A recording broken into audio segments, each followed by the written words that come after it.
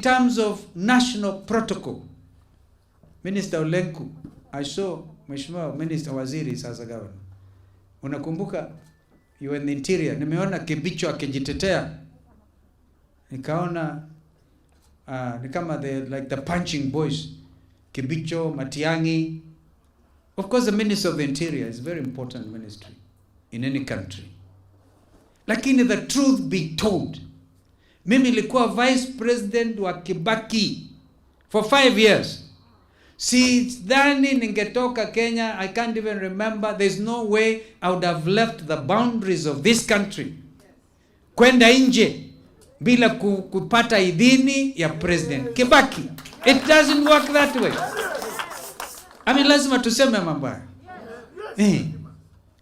I'm just telling Deputy President William Ruto to be honest and say it. On this one, he didn't get it right. Uwezi kutafo, because Deputy President, kama mambo yangefanyika mabaya inchi, out of the country, the first person answerable ni President Kenyatta. So he must, and not these things about ati clearance, upate kwa kinywa, upate nini. I'm now talking to you as a man of great experience. Ndio nasema inchi hii tukiishika, anduma Kenya, makakoma meze Kenya yu salamani. They will know this country is properly run. So let us not bungle this thing.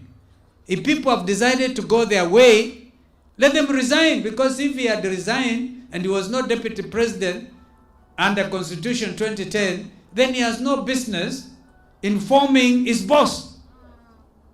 So this, I hope, and I've not been asked to, I'm not holding brief for anybody, but we must have good order.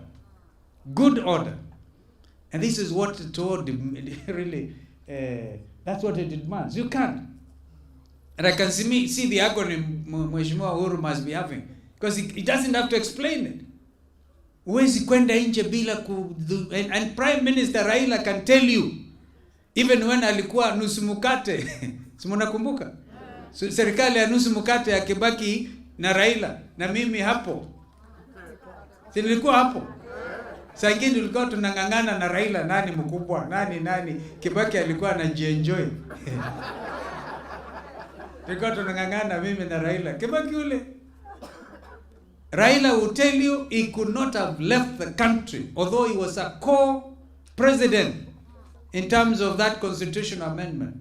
Angetaka akatoka nje bila Kibaki kumwambia nenda. Kwa hivyo hiyo puzi tuache. We have a country to mind. And so don't create, if you want sympathy, look for it the proper way. Hey. And this is where I'm going, politics of confusion, politics, yani kifumba macho.